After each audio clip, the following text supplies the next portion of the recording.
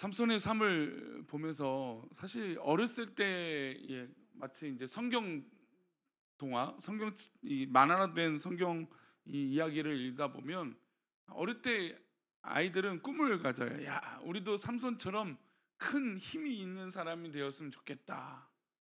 근데 이제 어릴 때는 막 그런 동경의 대상이죠. 마치 그 요즘 그 히어로 영화처럼 막 무슨 에너지가 있고 뭐 슈퍼맨처럼 막 초능력이 있고, 그러니까 얼마나 대단합니까? 그런 인물이 마치 성경에 있는데 그 인물이 바로 삼손이라는 것이죠. 그래서 삼손은 참 어렸을 때 보면 야, 저런 힘이 있어서 그래 이스라엘 민족의 사사가 지도자가 되었어라고 하는 이 어떤 그런 동경의 대상이고, 어떤 그런 부러움의 대상이고, 어떤 하나님의 일들을 그렇게 했다라고 생각을 했어요. 근데 이제 점차 커서 성경을 읽으면 읽을수록 과연 삼손에게 힘이 정말 그에게 복이 되었을까? 물론 결국엔 하나님께서는 삼손의 힘을 마지막까지 사용하게 허락은 하십니다. 근데 과정을 보면 결국 이에게 가장 계속해서 약점이 되고 넘어지는 것은 여인을 향한 안목의 정욕이었다라는 것이에요. 즉 보는 것에 너무나 취약한 약점을 가지고 있어요. 우리가 인생을 살다 보면 우리가 자주 넘어지는 우리의 약점들이 있죠. 삼손처럼 이 보는 것에 약한 사람. 근데 저는 요즘 같이 그 SNS와 뭐 이제 인스타그램이나 소위 젊은 사람들이 이 보는 것에 이 취약한 이 시대, 또 보여주기식 이 시대, 내가 그 일을 왜 하고, 이제 어제 말씀처럼 동기와 과정이 중요한데 그냥 나는 이거 했어, 나는 이거 가졌어, 나는 이거 해봤어, 나는 여기 가봤어, 뭐 이런 거 그냥 그걸로 자신의 인생을 다 표현하며 마치 그것이 자신의 성공인 양 그렇게 인생을 살아가고 있다라는 거예요. 그러니까 즉 알맹이가 없이 그러니까 사람들의 보이는 눈에만 자신의 인생의 모든 가치를 빼앗기고 살아가는 것이죠. 보는 것이 참 이렇게 중요한 것을 보게 됩니다. 삼손의 마지막은 참 안타까워요. 그 강력한 힘을 가지고 올바른 데 계속 썼으면 좋겠는데 결국 이는 처참한 최후를 맞이하며 그의 인생을 마무리하게 되죠. 근데 그의 인생을 보면, 오늘 본문 말씀 보면 삼손이 이 마지막 이 순간을 보며 사사의 직분을 잊어버리게 됩니다. 위험한 일을 일삼고 있었던 이 삼손의 마지막이 오늘 마지막에 잘 기록되어 있어요. 삼손의 치명적인 약점은 말씀드린 대로 눈으로 보는 것이었어요. 우리 1절 말씀 한번 볼까요? 다시 시작. 삼손이 가사에 가서 거기서 한 기생을 보고 그에게로 들어갔더니, 보통 이제 사사라고 하면 지도자잖아요. 영적인 지도자고 이스라엘 민족을 이끄는 지도자예요.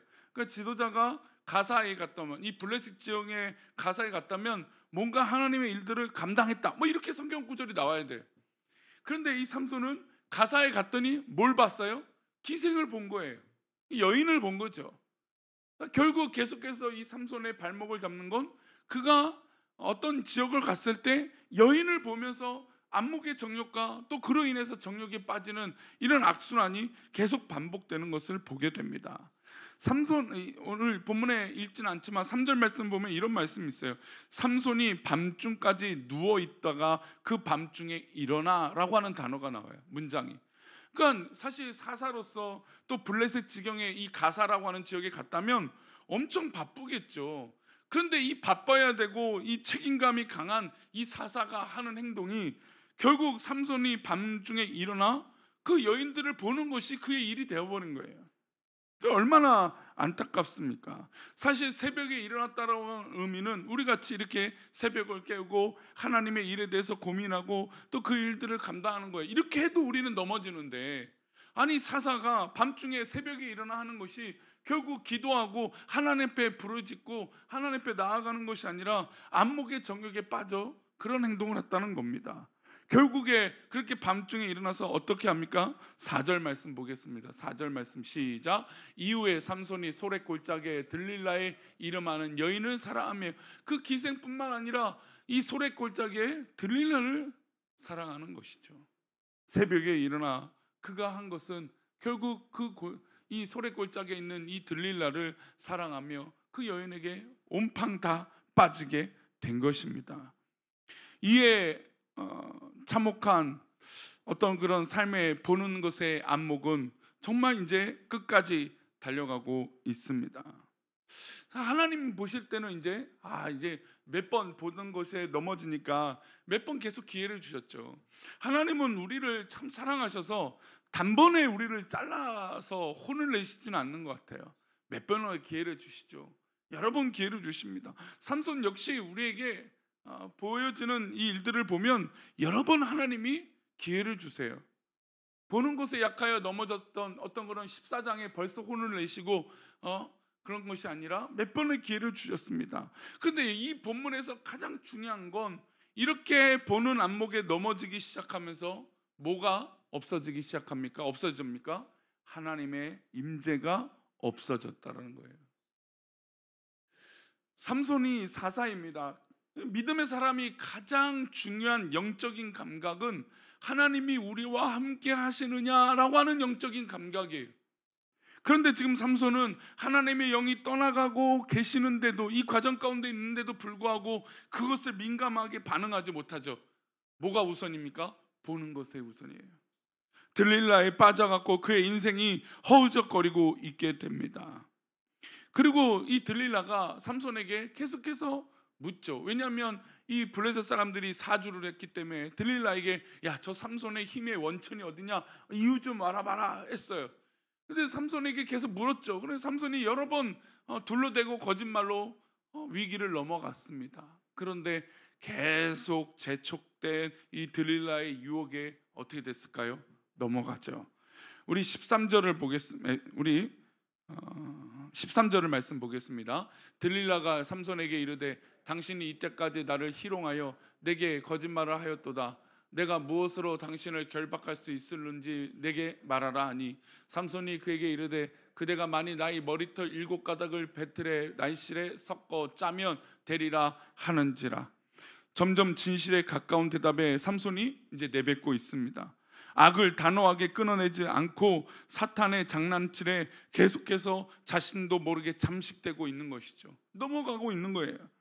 여러분, 죄의 유혹과 이 죄를 짓는 것이요, 나도 모르게 점점 어떻게 돼요? 유혹에 넘어가고 잠식되어지는 거예요. 그래서 나중에 후회할 땐 이미 내가 하나님 앞에 큰 범죄를 저지르고 있는 것이죠.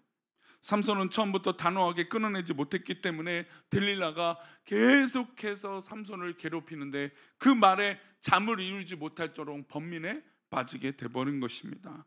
그래서 66절은 이렇게 말씀하고 있어요. 함께 읽겠습니다. 날마다 그 말로 그를 재촉하여 졸음에 삼손이 마음이 번뇌하여 죽을 지경이라. 우리는 주의 일을 행하며 하나님의 일에 번뇌하고 고민하고, 하나님, 우리가 어떻게 하면 하나님의 일에 쓰임 받겠습니까? 복을 위해서 그래야 되죠. 삼손이라면 더욱더 그래야 되는데 이 들릴라의 말에 어떻습니까? 계속해서 야, 당신의 힘이 어디서 나옵니까? 당신이 거짓말 때문에 내가 힘듭니다, 이런 얘기를 계속하니까 그 말을 들으면서 삼손이 마음이 괴로움에 빠져버린 거예요. 그래서 죽을 지경이래요. 아니, 이 사사가 결국 여인의, 물론 뭐 여인의 말이 중요하죠, 그렇죠? 뭐 안 중요한 건 아닐 겁니다. 중요한 겁니다. 그런데 사사로서 자기의 직분과 직책과 하나님의 부르심을 다 잊어버리고 내가 그 마음에 빼앗겨서 죽을 지경이 되었다. 이거는 뭔가 문제가 분명히 있는 것이죠. 자신의 사명이 무엇인지, 자신이 해야 될 일이 무엇인지 전혀 사명과 감당 전혀 상관없는 일로 감정을 소모하고 죽을 지경이 되어버린 겁니다. 삼손의 악한 모습은, 이제 이 연약한 모습은 너무나 슬픈 모습이 되었습니다. 결국 그는 자신의 머리카락이 힘이다라는 것을 말하고 맙니다. 머리털이 밀렸고 그는 힘이 없는 평범한 사람이 되고 말았습니다. 예전에는 결박한 끈을 힘으로 탁 풀어버릴 수 있었지만 이제는 이 머리카락이 밀리고 나서 아무런 힘도 쓸 수 없는 비참한 모습이 되어진 것입니다. 왜 삼손이 비참하느냐? 사람이요, 자기가 할 수 있는 능력이 막 있다가 갑자기 못하게 됐을 때 굉장히 비참해져요. 그래서 사실 이제 많은 사람들이요, 은퇴 이유가 왜 어렵냐면, 우리는 지금 한국 사회가 이제 그런 것에 조금 이제 훈련이 되어지고 바라보고 있는데, 은퇴 이후에 어떻게 살 것인가 이 고민들을 해요. 근데 대부분의 사람들이 은퇴 이후에도 또 다른 일들을 하려고 해요. 남성들이 그렇죠. 왜 그럴까요? 이게 평생에 자기가 해왔던 일들을 딱 이제 그만하고 뭔가 다른 걸 해야 되나 아니면 그냥 쉬어야 되나 이런 방향성이 없으니까 뭔가 이 사명을 잃어버린 채 고민하게 빠지게 되는 것이죠. 수많은 우리 선배 목사님들도 야, 내가 은퇴하면 선교하러 다닐 거야, 뭐 은퇴하면 뭐 설교하러 다닐 거야. 그런데 결국엔 이것도요, 누군가 불러줘야 가능한 일이에요. 그러니까 어떤 이 일이 있어야 가능한 것이죠. 아무리 나 혼자 한다고 해도요, 여건과 환경이 받쳐주면 그것도 못하는 일이에요. 그래서 많은 이 은퇴하시고 목사님들이 좀 고민에 빠지죠. 내가 무엇으로 살아가야 될까? 사명이 그만큼 중요해요. 나를 부르신 그 사명, 나를 인도하시는 하나님의 부르심. 삼손은 그것에 쓰임 받아야 되는데 그는 보는 것에 빠져 이 들릴라의 말에 번뇌하여 죽을 지경이 되어서 그에게 모든 것을 말하고 이제 힘없는 사람이 되어 버렸습니다. 우리 20절 말씀 보겠습니다. 함께 읽겠습니다. 들릴라가 이르되 삼손이여, 블레셋 사람이 당신에게 들이닥쳤느니라 하니 삼손이 잠을 깨매 이르기를 내가 전과 같이 나가서 몸을 떨치리라 하였으나 여호와께서 이미 자기를 떠나신 줄을 깨닫지 못하였더라. 사실 우리 이 사사기 16장의 가장 비참한 장면은 저는 이 말씀이에요. 머리카락이 밀려서 힘이 없다? 뭐 그럴 수 있어요. 힘이 없어요. 자기는 지금 머리카락이 밀려갖고 힘을 쓸 수 없습니다. 근데 말로는 어떻게 해요? 내가 이제 나가서 싸우겠다 막 그래요. 뭐 힘이 없어도 보통 평민의 사람들과 같지 않겠습니까? 그래도 뭔가 도망을 치든 뭘 할 수 있어야 되는데 그는 이미 무엇이 떠난 것이 가장 비참한 것입니까? 하나님이 떠나신 줄도 모른 거예요. 만약에 이 삼손이요, 하나님이 떠나신 걸 알고 있고 깨달았다면 어떻게 했을까요? 지금 머리카락이 밀렸을지라도 하나님 앞에 이 순간 회개 기도하고 하나님 앞에 묵상하며 기도하는 것이 아마 이에게 떠올랐어야 돼요. 근데 머리카락이 밀리고 힘이 다 빠졌을 때 그때조차도 누가 떠난지도 몰랐어요? 하나님이 떠나신지도 몰란 거예요. 삼손의 가장 비참한 이 장면은 인생의 바로 이것이 아닐까요? 우리 믿음의 사람들에게 가장 안타까운 일은 하나님이 함께 하시지 않는데도 모르고 있는 거예요. 교회에 하나님이 함께 하시지 않는다? 그게 무슨 교회가 되겠습니까? 믿음의 사람들에게 하나님의 영이 없다? 이거보다 더 불쌍한 믿음의 사람들이 어디 있습니까? 우리 새벽에 기도하는 성도님들에게 하나님의 영이 함께 하시는 놀라운 은혜가 넘치시기를 축원합니다. 영적인 감각이 있는 거예요. 영적인 감각. 우리가 뭐 예술 감각, 미술 감각, 운동 감각, 뭐 이 미각, 뭐 이런 감각들이 있잖아요. 이 감각이 뛰어나면 그 분야에서 뭔가 일들을 잘 할 수 있죠. 그렇죠? 손기술도 어떤 손가락의 감각, 그렇죠? 달리기 하는 사람도 달리기 어떤 그런 체력적인 이 감각, 이걸 알아요. 자기 페이스를 모르면 넘어져요. 오버 페이스하면 쓰러지게 되어 있습니다. 이건 정말 어제는 날씨가 어마어마하게 들어요. 저도 선풍기를 뭐 최대한 제일 크게 하는데도 너무너무 덥습니다. 감각이에요. 자기가 지금 몸이 열사병이 나고 이 뜨거워지고 있는데도 모르고 계속해서 땡볕에 뭔가 한다? 그러면 그 사람은 병나죠. 넘어져요. 그러니까 감각이라는 건 참으로 중요해요. 더 중요한 건 무엇입니까? 우리의 영적인 감각이라는 거예요. 우리의 영적인 감각이 나의 교만으로 잠식될 때가 있어요. 우리의 영적인 감각이 나의 교만과 나의 불신앙으로 내 모든 것들이 잠식될 때가 있어요. 나의 모든 것이 정말 영적인 감각이 무뎌져서 하나님이 원하지 않는 것으로 가득 채워질 때가 있다는 겁니다. 교만이에요. 요즘 같은 시대에 자기 만족과 자기 교만에 빠지는 사람들이 너무나 많아요. 자기 오름에 빠져 있는 경우들이 너무나 많다라는 것이죠. 그래서 사사기의 가장 핵심인 시대의 왕이 없으므로 자기의 소견에 옳은 대로 행했더라. 자기 마음대로 행하는 거예요. 영적인 감각이 없으니 자기 소견에 옳은 대로 하는 것이죠. 그러나 영적인 감각이 있는 성도들은 무엇이 옳은지, 무엇이 바른 방향인지 깨달아 그 길을 걸어가게 될 줄 믿습니다. 삼손의 지금 가장 안타까운 모습은 하나님의 영이 떠난 것입니다. 결국 그에게 가장 중요했던 무엇이 뽑히게 될까요? 눈이 뽑히게 되죠. 우리 21절 말씀입니다. 함께 읽겠습니다. 블레셋 사람들이 그를 붙잡아 그의 눈을 빼고 끌고 가사에 내려가 놋줄로 매고 그에게 옥에서 맷돌을 돌리게 하였더라. 결국 그에게 가장 큰 약점이었던 두 눈이 뽑히게 되었습니다. 성도님들, 하나님께서 우리를 사랑하세요. 아멘? 믿으십니까? 그렇죠. 만약에 이 본문이 여기서 끝났다면 그래, 인생은 잘못하면 안 돼, 영적인 감각이 무너지고 보는 것에 취약하면 안 돼, 이걸로 끝이 날 것입니다.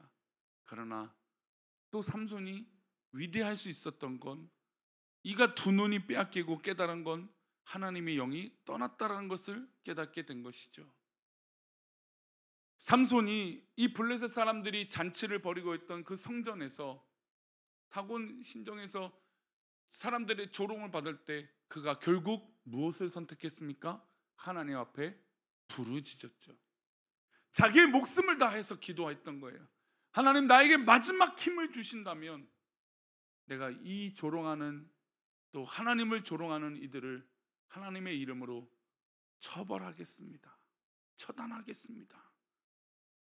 결국 하나님은 끝까지 누구를 사랑하셨던 걸까요? 삼손을 사랑하셨던 겁니다.